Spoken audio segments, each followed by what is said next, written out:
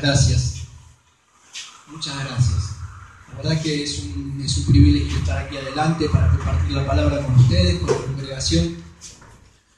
Y antes de empezar quería orar para que realmente sea el Señor el que abre sus corazones, ¿sí? Porque a mí me habló en esta semana muy fuerte con una palabra que me decía el Señor: gracias, gracias, gracias, regalo, gracias. Cuando Jorge me dijo que tenía que hablar con ustedes, compartir la palabra, el Señor puso en mi corazón esa palabra fuerte, gracias. Y me la confirmó a lo largo de toda esta semana, porque me pasaron algunas cosas que se las voy a compartir. Una de ellas es, Dios me hizo recordar de dónde me había sacado, ¿no? Y algo que yo aprendí en este último tiempo de parte de mi esposa, ¿no?, es que muchas veces nosotros vamos a las personas a contarles nuestros problemas, pero cuando vienen las bendiciones no las quedamos, no las guardamos. Y yo les quiero compartir que esta semana les voy a mostrar algo. Esta es una llave de mi casa, pero estas dos llaves que están acá son las llaves de mi oficina, de una oficina que pusieron a mi cargo en una compañía de seguros.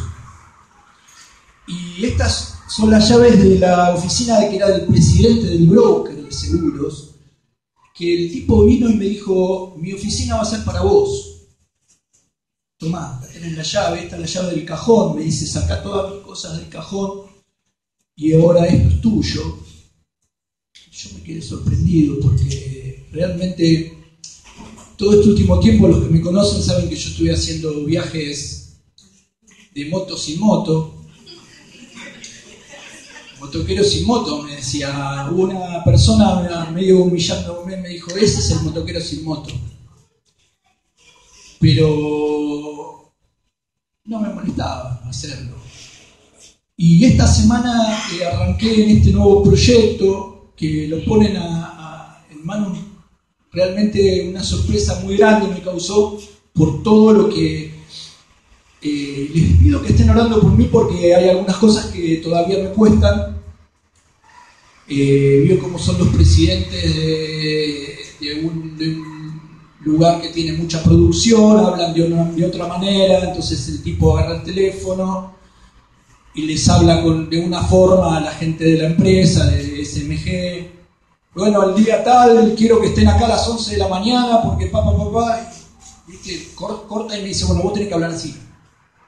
Olvídate que ya no sos más un productor común y corriente, sino que ahora vas a ser la cara visible de este lugar, y eso me cuesta un poco, pero bueno, Dios abrió la puerta y me va a sostener. Así que quería compartirles esto porque es importante para mí saber que estos testimonios ayudan a creer a los que estamos buscando algo mejor, económicamente hablando, ¿no? Porque estamos en la iglesia y es lo mejor que nos puede pasar. Bueno, eso es todo. Amén. Gracias. Amén. Bueno, el tema de la gracia es un tema muy, muy rico en la palabra de Dios. El pastor siempre nos enseña que es el favor desmerecido o no merecido. Y el Señor me estuvo mostrando en esta semana de dónde me había quitado, de dónde me había sacado. Esta semana, hace un par de días, yo me enteré que falleció un muchacho que era salmista en la iglesia donde yo congregaba hace mucho tiempo. Nunca fuimos grandes amigos, éramos hermanos de la iglesia, pero sus canciones a mí me tocaban muy profundo el corazón.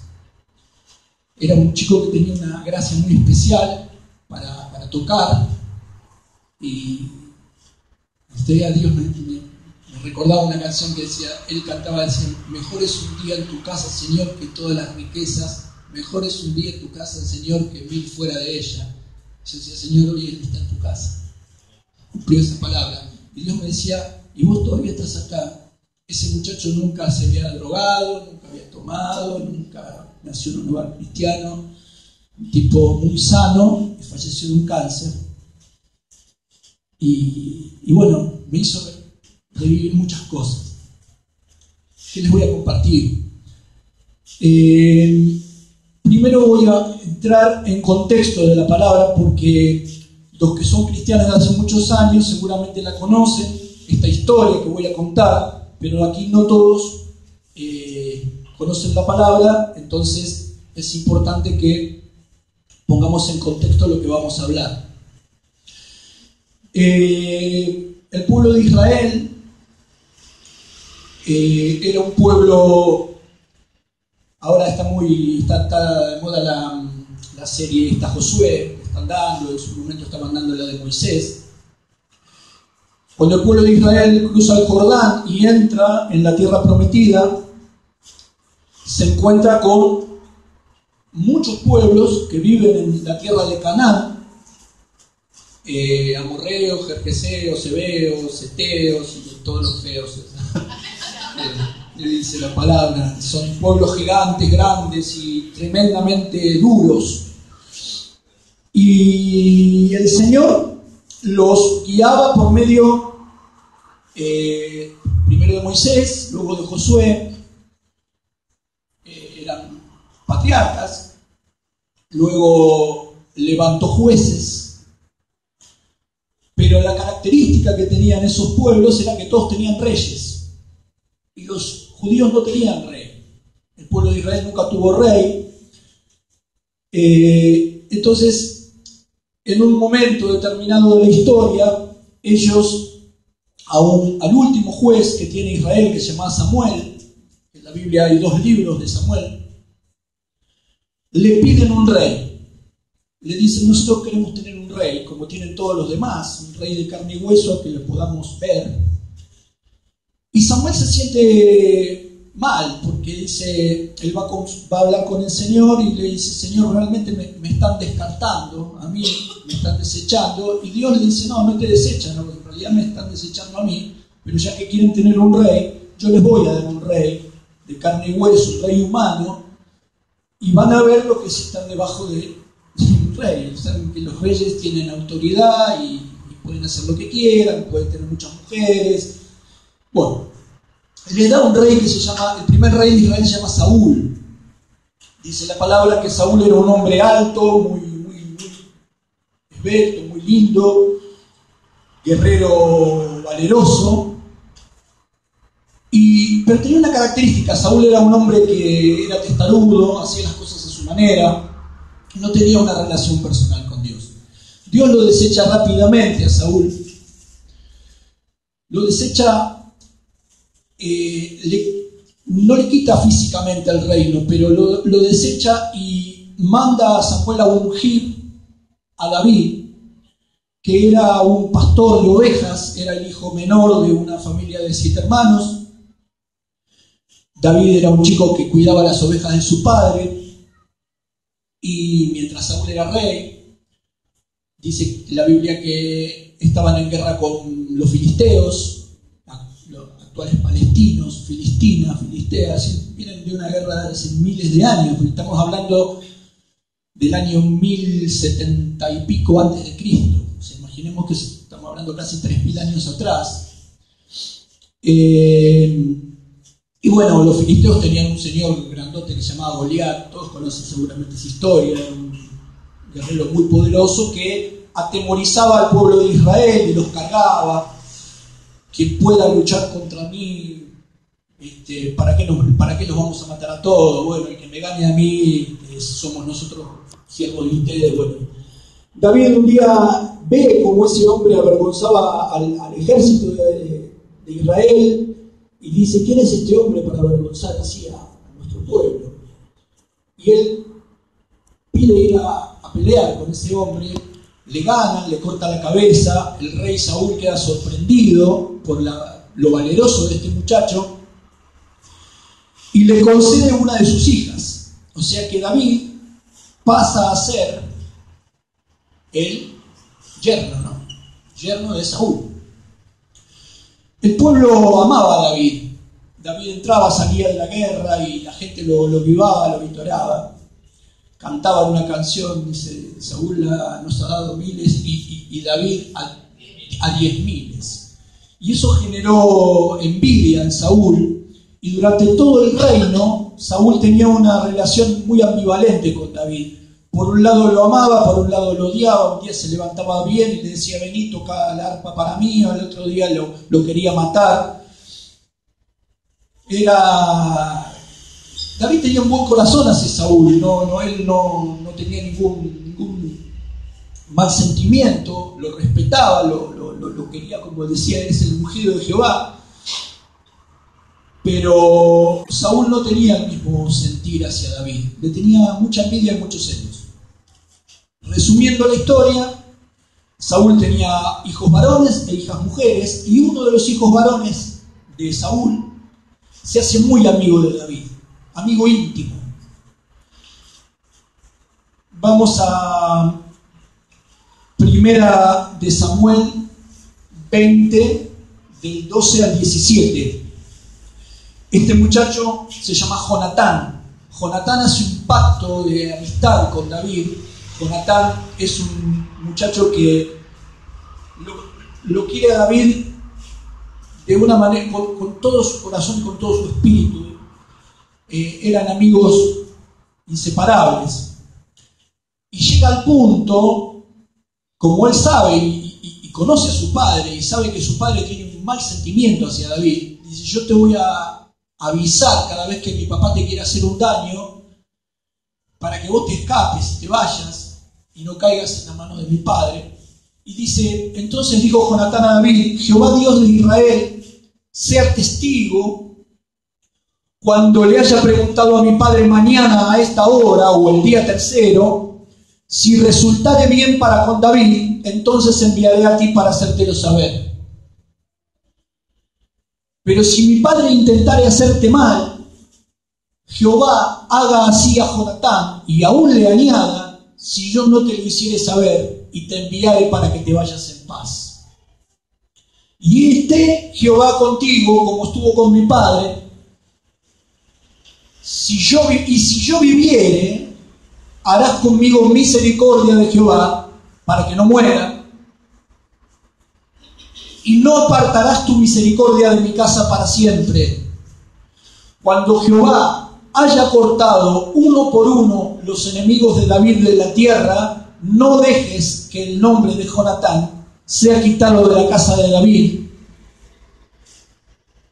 Así hizo Jonatán pacto con la casa de David, diciendo, requiéralo Jehová de la mano de los enemigos de David. Y Jonatán hizo jurar a David otra vez, porque le amaba, pues le amaba como a sí mismo. Esta palabra es importante, grábenselo esto, porque Jonatán tenía bien claro que el reino de su padre tenía fecha de vencimiento, porque él sabía que Dios estaba con David.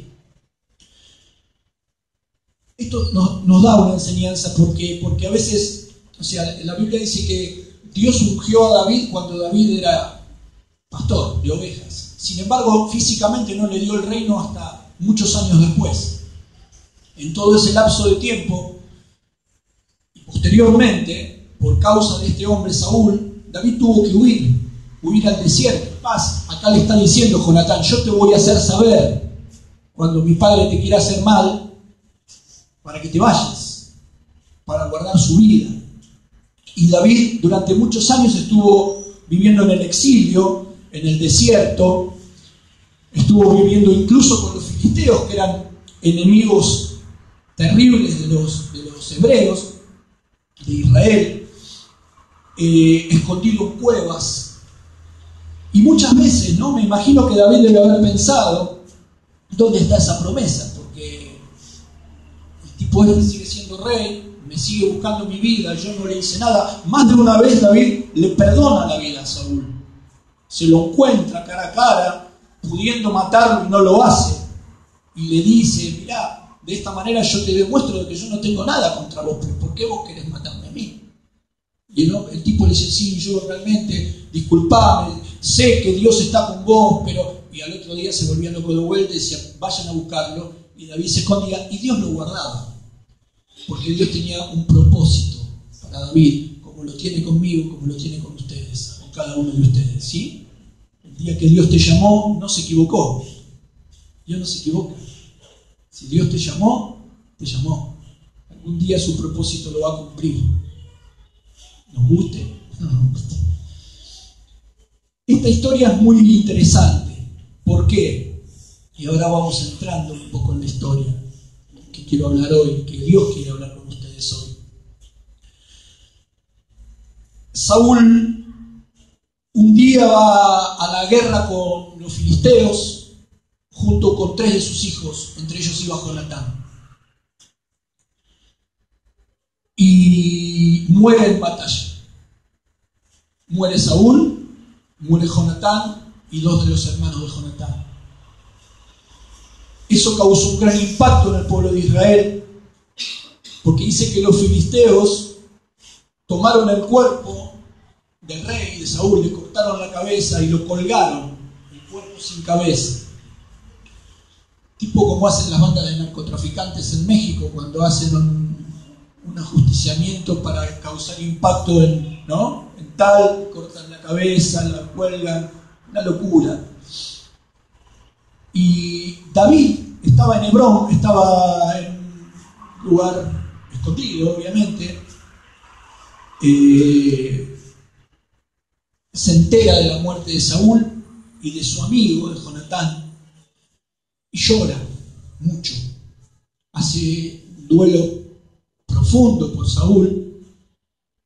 David era un hombre que tenía el corazón, Dios dice, hombre con corazón conforme a mí, ¿no? Aún con todos los errores que tuvo David en su vida, era una persona que tenía un corazón conforme a lo que Dios quiere. No guardaba rencor hacia Saúl, al contrario, le tenía respeto, decía, ese es el ungido de Jehová, no hay que tocarlo. Se pone muy mal porque dice, estos hicieron una locura de este tipo. Y a partir de ese momento, David entiende que está llegando su tiempo de reinar en Israel.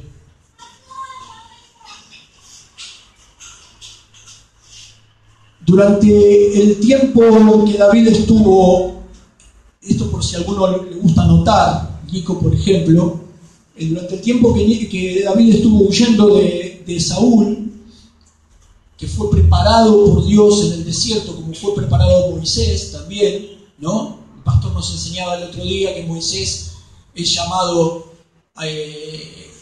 mata a un egipcio cuando tiene 40 años, huye al desierto, 40 años está en el desierto siendo preparado por Dios, cuidando ovejas, como en este caso, para luego a los 80 años ser llamado por Dios para ir a libertar al pueblo de Israel. David también durante todo este lapso de tiempo estuvo siendo preparado, pero escribe numerosos salmos, entre los cuales yo anoté el Salmo 18, el 52, el 57, el 58 y el 59. Ahí escribe, cuando ustedes lean esos salmos, se van a dar cuenta de lo que sentía David siendo perseguido por Saúl. Ahora bien, muerto el rey Saúl en batalla, muere Jonatán. Jonatán tiene un hijo, chiquito. Tenía 5 años. Ese niño, que se llama Mefiboset, cuando muere su papá, Jonatán, y su abuelo Saúl. Y de este chico es de quien yo quiero hablar hoy.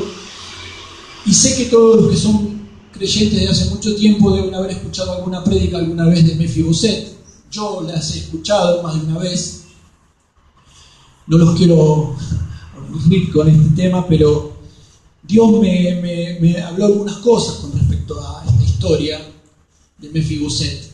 Historia de mi vida, de la tuya, seguramente todos nos vamos a identificar en algún punto con Mefiboset. Este niño tenía 5 años cuando se entera de la muerte de su papá y de su abuelo. No era un papá cualquiera ni un abuelo cualquiera, él era el rey. Saúl, su abuelo, era el rey y su padre era príncipe, Jonatán. Este chico vivía en un palacio, imagínenselo como son los palacios de los reyes. El primer rey de Israel, un pueblo muy grande, tenía seguramente todos los lujos que tiene cualquier chico que crece en un palacio. Tendría la mejor educación, la mejor comida, los mejores juguetes. Si fuera el día de hoy tendría la última Play, ¿no? No tendría un Walkman, como dijo el pastor, ni un tocadisco. Tendría las mejores cosas que se puede imaginar cualquiera que, incluso en el día de hoy, ¿no? Uno ve los reyes de Holanda o de España, cómo viven y cómo puede ser que vivan en un mundo así, ¿no? Y hay un refrán que dice que el rey reina pero no gobierna, y es así, porque el que gobierna es Dios. Así que este chico escucha seguramente la noticia de la muerte de su papá y de su abuelo, y su mundo cambia para siempre, en un instante. Porque no solamente queda huérfano de padre y de abuelo, sino que él tenía una señora que lo cuidaba, una nodriza, una mujer que estaba preparada para cuidarlo. Y esta señora tiene la idea de huir con el chico, teniendo un buen sentir en su corazón, porque se podía pensar que al heredero del trono lo iban a querer matar. Se usaba ese tipo de práctica, ¿no? Entonces, como el que iba a venir a reinar era otro, de otra casa, seguramente iba a buscar la cabeza del heredero. Entonces esta mujer, con un buen corazón, trata de esconderlo y huir con el chico. Y en la huida, dice la palabra, esto está en 2 Samuel 4, del 4 al 5. A ver. ¿Sí, no?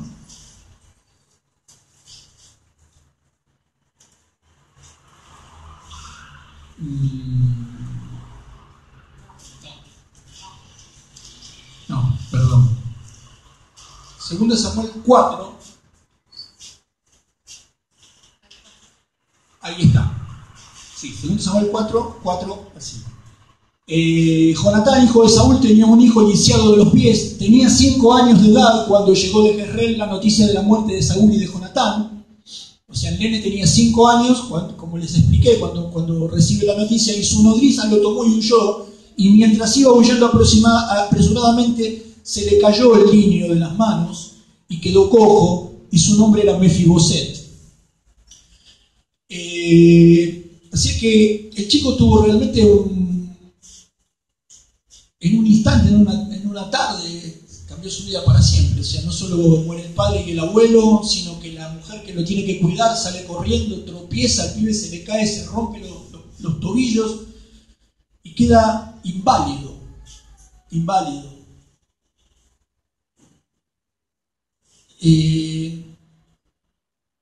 Hoy el pastor habló de un trauma, ¿no? Dijo que había una persona que lloraba y generó un trauma. Yo busqué la palabra trauma, la definición de la palabra trauma, es una palabra griega. La definición dice literalmente así: un trauma es un choque o una impresión emocional muy intenso causado por un acontecimiento o un hecho negativo. Es una impresión emocional intensa causada por un hecho o acontecimiento negativo, que produce en el subconsciente de una persona una huella duradera que no puede o tarda mucho en superar. Yo imagino los traumas que debe haber sufrido Mefiboset a lo largo de su vida.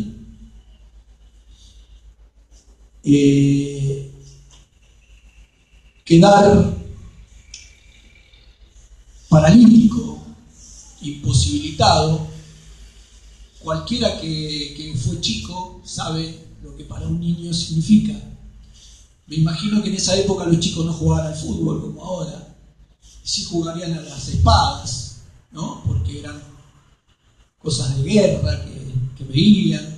El hijo de un príncipe seguramente tenía que ser una persona apto para el combate.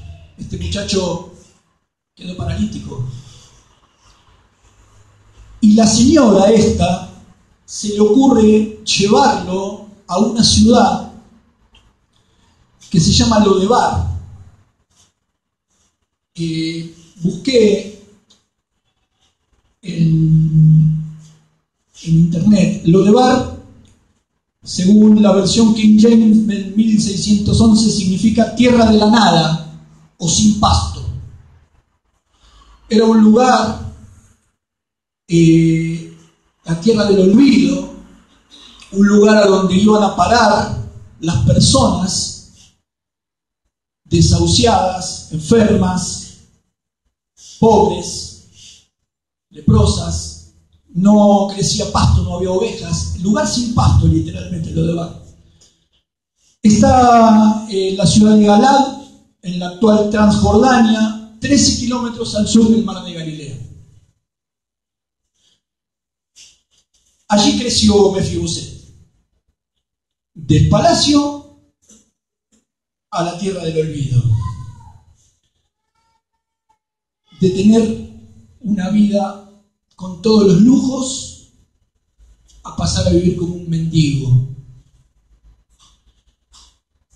Y Lodebar es un sitio geográfico, pero también es un sitio espiritual, por el cual probablemente todos los que estamos aquí hemos transitado alguna vez. Yo estuve ahí.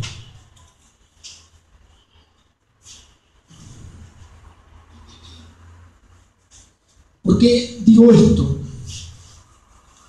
Voy a contar una cosa personal, ¿no?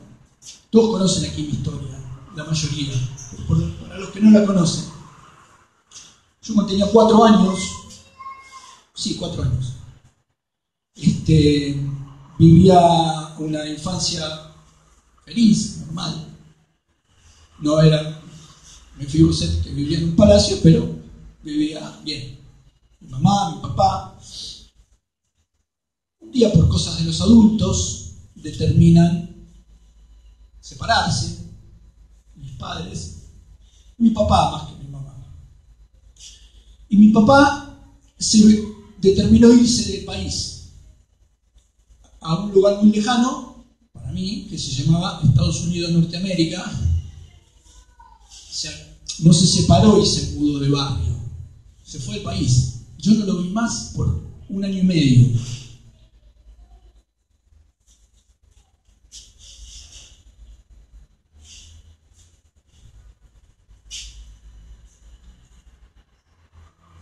Eso generó un trauma en mis emociones. Yo todavía recuerdo los olores de los cajones de mi papá. Cada vez que veía un avión, yo decía, ahí va mi papá. La historia terminó bien, porque mi papá volvió después de 1 año y medio. Mi mamá lo perdonó. Yo volví a ver a mi papá. Hoy tengo una excelente relación con mi papá. Mi papá está junto con mi mamá. O sea, terminó bien la historia. Terminó bien. Pero en mí generó lo que aquí se llama ese trauma emocional. ¿Por qué? ¿Por qué digo esto? Porque luego ellos restauraron en parte su relación, pero mi papá empezó a navegar y se ausentaba muchos meses de mi casa.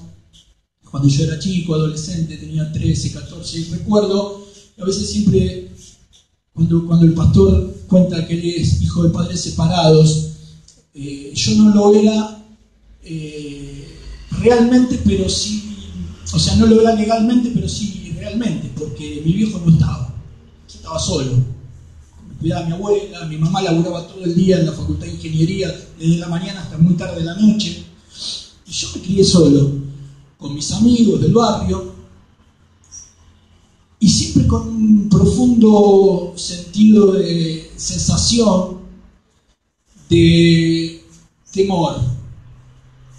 ¿Por qué digo esto? Me doy cuenta ahora, porque ¿no te pasó que la persona que te tiene que cuidar te deja caer?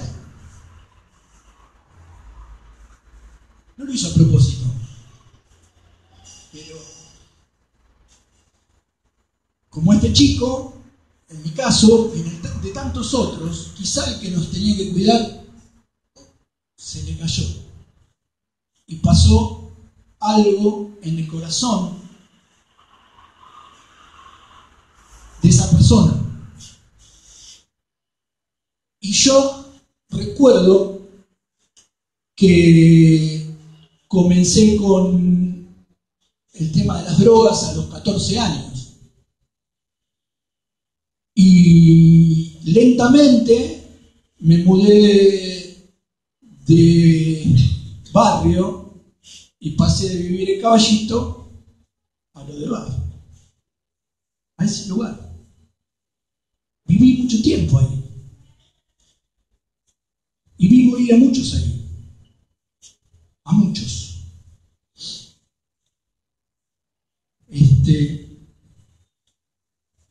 Las heridas y las marcas que quedaron en mí, físicas, todavía las llevo. Y por gracia y misericordia de Dios estoy aquí parado. Que es algo que el Señor me mostraba esta semana. Este muchacho partió con el Señor y vos estás todavía acá.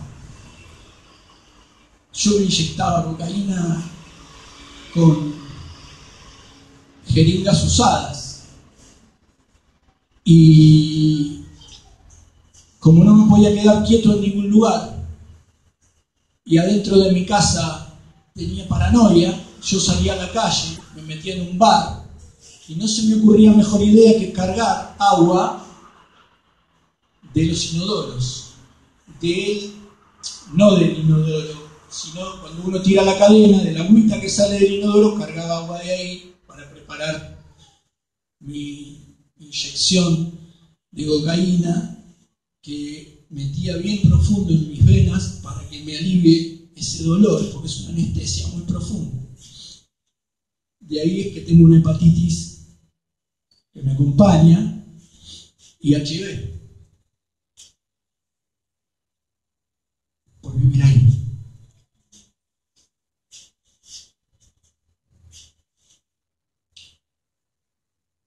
Quizá alguno de los que están acá le ha pasado algo parecido. Quizá no eso, pero ha sufrido un abuso, ha sufrido una traición, ha sufrido un maltrato. Yo conozco a algunos que estuvieron en lugares como lo de Bar. Madres que tienen gente que está en lo de Bar.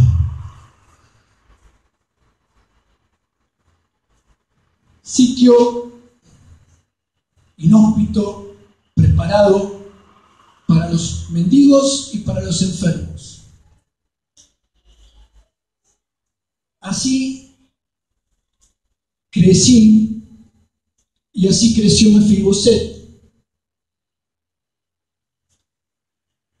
Pero Dios tenía preparado una sorpresa. Dios tenía preparado algo, como tiene preparado para cada uno de nosotros, para todos. Juani, vamos a 2 Samuel 9, primero del 1 al 8.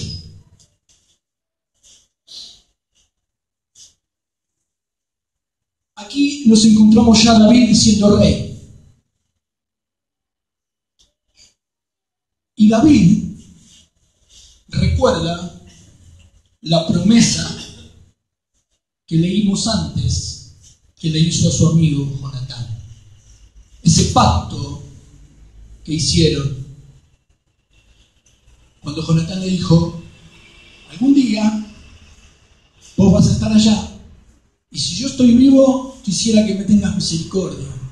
Y si no, a mi casa, a los que queden, tened misericordia. Y dijo David, ¿ha quedado alguno de la casa de Saúl a quien haga yo misericordia por amor de Jonatán? Y había un siervo de la casa de Saúl que se llamaba Siba, al cual llamaron para que viniese a David. Y el rey le dijo, ¿eres tú, Siba? Y él respondió, tu siervo. El rey le dijo, ¿no ha quedado nadie de la casa de Saúl a quien haga yo misericordia de Dios? Y Siba respondió al rey, aún ha quedado un hijo de Jonatán, lisiado de los pies. Entonces el rey le preguntó, ¿dónde está? Y Siba respondió al rey, he aquí está en la casa de Maquir, hijo de Amiel, en Lodebar. Entonces envió el rey David y le trajo de la casa de Maquir, hijo de Amiel, de Lodebar. Fue a buscar, lo trajo. Y vino Mefiboset, hijo de Jonatán, hijo de Saúl, a David, y se postró sobre su rostro e hizo reverencia. Y dijo David, Mefiboset. Y él respondió, he aquí tu siervo.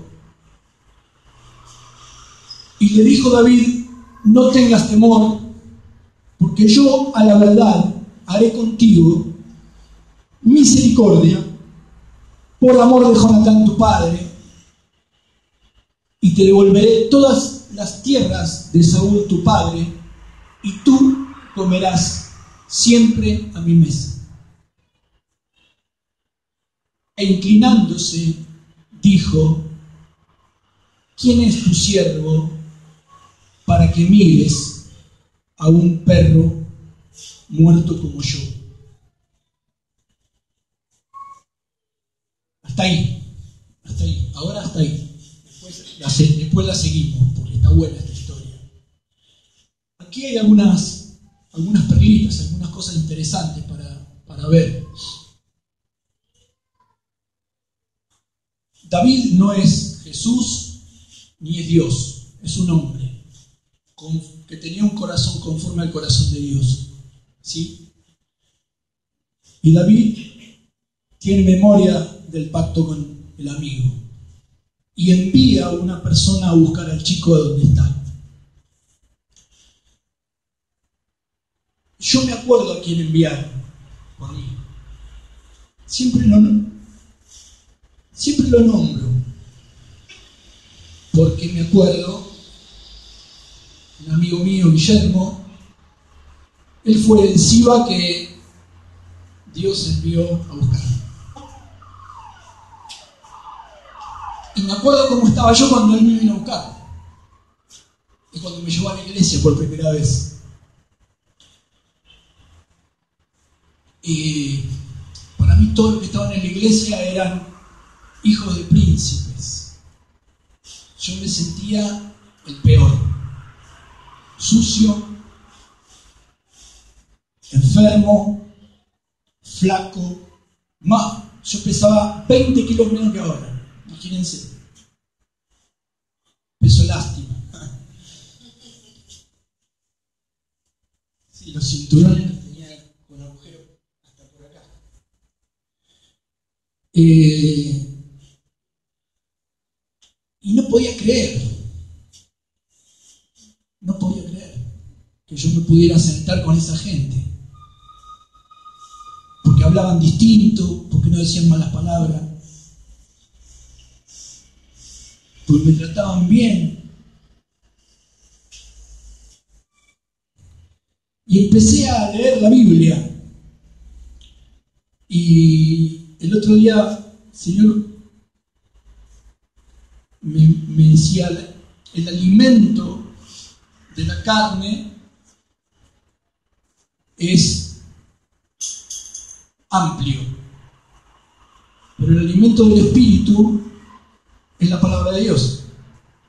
Hay un solo alimento que llena el espíritu del hombre, que es la palabra de Dios.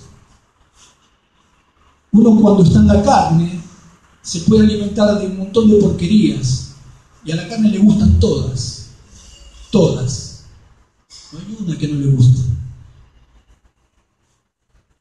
pero al espíritu solamente lo llena él. Hay un solo alimento que depende de mí dárselo a mi espíritu, de mí. Digo esto porque cuando empecé a leer la Biblia, empecé a comer en la mesa del rey, como este chico, y todo me gustaba. No quería parar de comer, todo me parecía rico. Y leía una historia y decía, qué buena, y leía otra historia, qué buena. Todo libro que caía en mi mano, después empecé a descartar algunos, no todos son.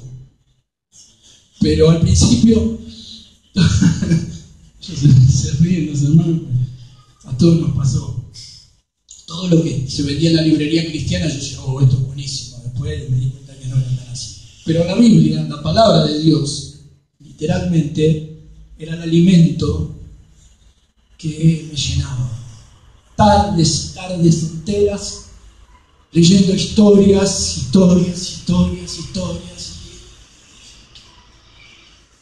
Eso es lo que hay en la mesa del rey. Manjares, alimento, rico. Me imagino que este muchacho Mefiboset, volviendo al tema de él, ¿no? Venir de ese lugar en donde arrastrado y comiéndola, donde no hay ni pasto, comería basura, migajas, siendo de sangre real, porque él no había dejado de ser nieto del rey Saúl. Sin embargo, estaba ahí y creció ahí. Y que un día se encuentra con la misericordia y la gracia. ¿Qué es esto? Que es lo que Dios quiere hablarnos hoy a la mañana, ¿no? Ese favor desmerecido. ¿Y cuántos de nosotros nos sentimos como Él, ¿no?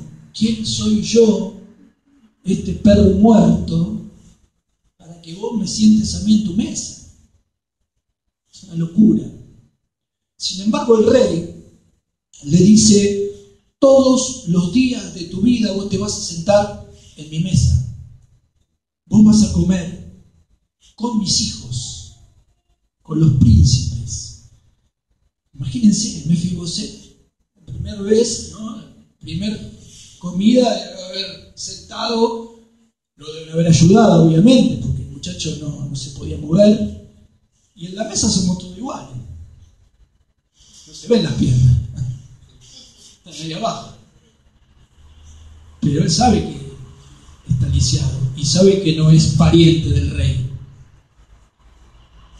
Más de una vez pudo haber pensado, bueno, ya comí, ahora me porto mal un día, este se enoja, vuelvo a donde estaba. Sin embargo, David le decía, todos los días vos vas a comer en mi mesa con mis hijos.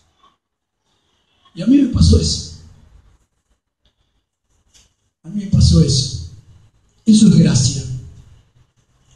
Uno llega sucio, lastimado, hambriento, muchos arrastrándonos a la mesa, pero en la mesa del rey hay delicias. Rico, pobre, lisiado, viejos, jóvenes, chicos, todos se pueden sentar en la mesa del rey. Hay lugar para todos. Amén. Aleluya, qué bueno eso. Salmo 16, 11. A ver qué dice ese salmo.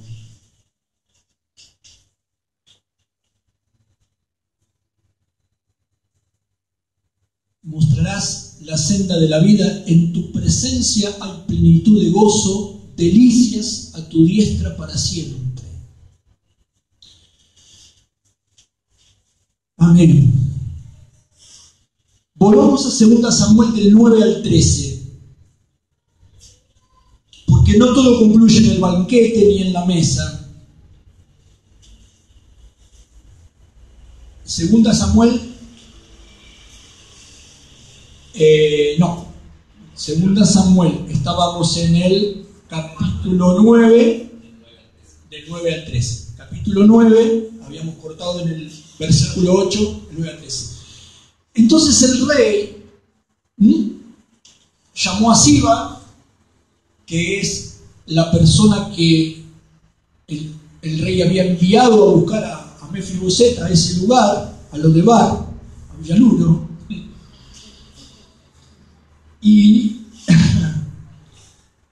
y le dijo: todo lo que fue de Saúl,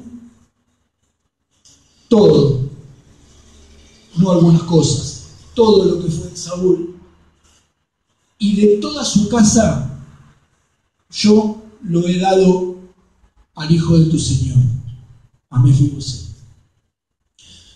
Tú, pues, le labrarás las tierras, tú con tus hijos y tus siervos, y almacenarás los frutos para que Mefiboset tenga pan para comer, pero Mefiboset, el hijo de tu señor, comerá siempre a mi mesa. Y tenía Siba 15 hijos y 20 siervos que iban a tener que trabajar para Mefiboset. Gracias. Y respondió Siba al rey: conforme a todo lo que ha mandado mi señor el rey a su siervo, así lo hará tu siervo. Mefiboset, dijo el rey, comerá a mi mesa como uno de los hijos del rey. Seguimos. Y tenía Mefiboset un hijo pequeño que se llamaba Micaía, y toda la familia de la casa de Siba eran siervos de Mefiboset. Versículo 13. Y respondió Siba al rey, y moraba Mefiboset en Jerusalén, porque comía siempre a la mesa del rey, y estaba lisiado de ambos pies. Hasta ahí. Así que en esta historia vemos que no solamente Dios, figura de David, la misericordia del rey, nos trae de esos lugares, nos saca de esos lugares, como me sacó a mí, como sacó a Carlos, como te sacó a vos, Lucas. Cada uno de los que estamos acá lo sacó de algún lugar, el Señor. Sino que cuando uno viene a la casa de Dios, Mariana, Javi, cuando uno viene a la casa de Dios, no solamente come, sino que hay restauración. Dios restaura a este hombre. Le dice: no solamente no vas a vivir más ahí y vas a comer en mi mesa, sino que yo te voy a devolver todo lo que era de tu familia, que no era poco, porque él era nieto del rey e hijo de un príncipe. Y este que era siervo, con toda su familia, va a trabajar para vos, para que tengas un buen ahorro en el banco, nada más, porque vos vas a comer en mi mesa igual. Jerusalén era una tierra de paz, donde habitaba el rey. Ahí no había problema. O sea, fue a vivir, no sé, Nueva York, el tipo, de un día para otro a Suiza. A Suiza. De Caracas a Suiza. Qué linda la historia esta, impresionante, porque tanto tiene que ver con todos los que hemos caminado en el camino del Señor y con los que están empezando a caminar. Lo de Bar es un lugar físico, concreto, pero es un lugar espiritual también. Que estás siempre ahí. Y lo digo por experiencia. A mí Dios me sacó, pero alguna vez uno no entiende a veces la gracia de Dios y vuelve. Y eso es lo que quería terminar de decir hoy. Eso es lo que quería terminar de decir hoy. Que es lo que Dios me dijo claramente que le diga a los que están aquí hoy, que están los que tienen que estar y los que tenían, yo no sé bien, no sé, pero si alguien lo toma, escúchelo, porque esto es así. Ese sitio no está preparado para los hijos de Dios. No está preparado para los hijos del Rey. Nosotros tenemos la promesa de poder comer todos los días en la mesa de Dios, en la mesa del Rey, todos los días. Estemos lisiados, no estemos lisiados, estemos rengo, Cuando Dios restaura, restaura. Cuando Dios perdona, perdona. Y Dios se olvida que se olvidó. Dice la palabra que nuestros pecados son echados en el profundo del mar. Chao, se terminó. Eso es una decisión del Rey. Porque muchas veces nos pasa que tenemos dudas. Porque dejamos de mirar al Rey y empezamos a mirarnos a nosotros. Y cuando nos empezamos a mirar a nosotros, ¿qué es lo que sucede? Y hoy no me porté tan bien. Entonces hoy seguramente el Rey se enojó o me vio esto que hice oculto. Mejor hago el bolso y me vuelvo a lo de Bar. Eso es no entender la gracia y es no entender la misericordia de Dios, es no entenderla. ¿Por qué digo esto? Porque comer en la mesa del Rey no se merece. No se merece. Es por misericordia de Dios. Es misericordia del Rey. Y también hay un acto de fe de Mefiboset.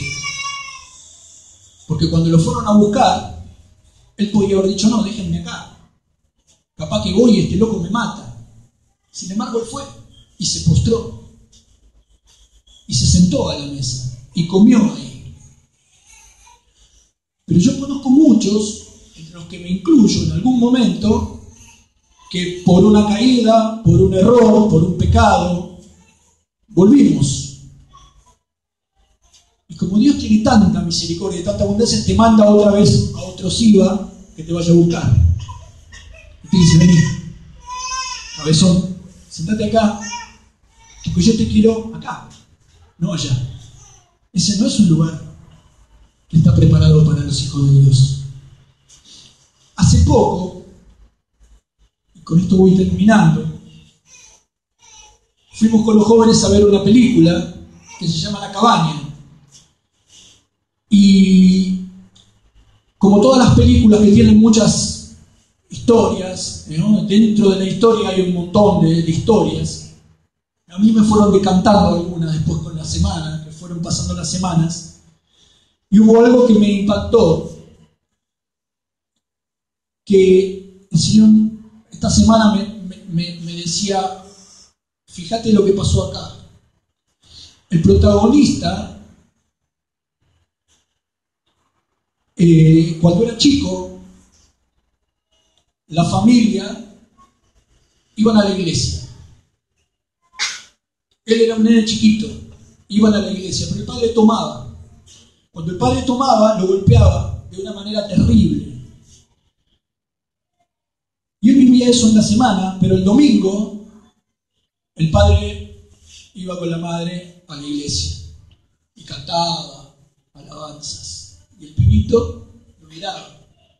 Hasta que un día el chico no aguanta más y va a hablar con el pastor.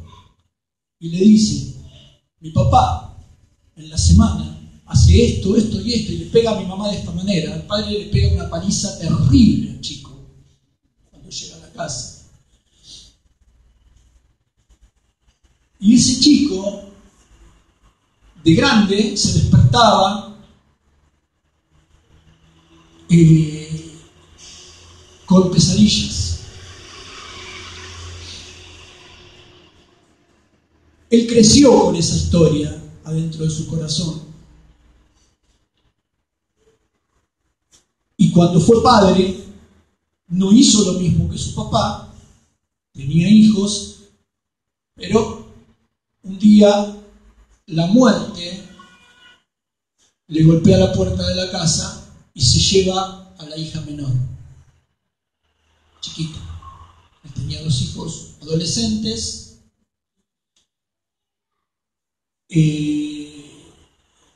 Un momento se descuida en un campamento, viene un tipo, le rapta a la nena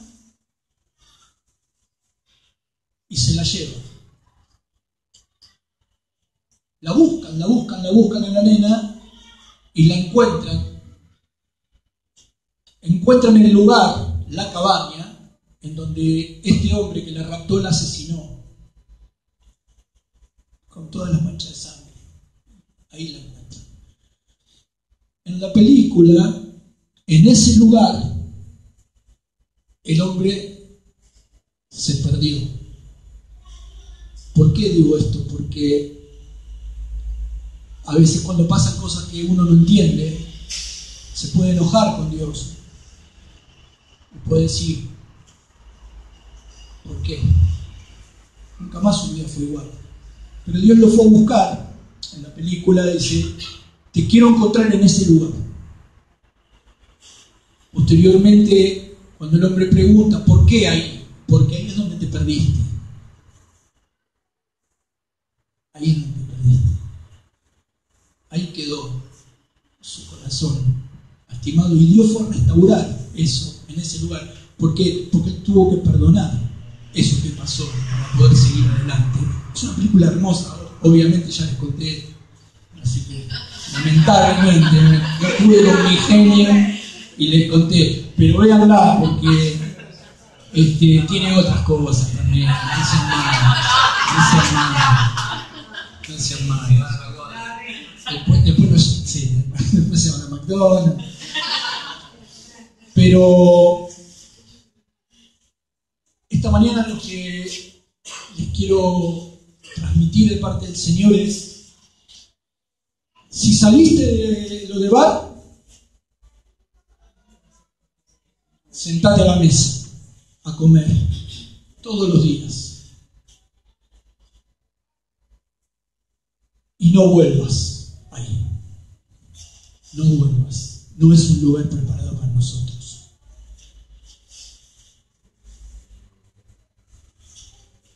Jeremías 29:11.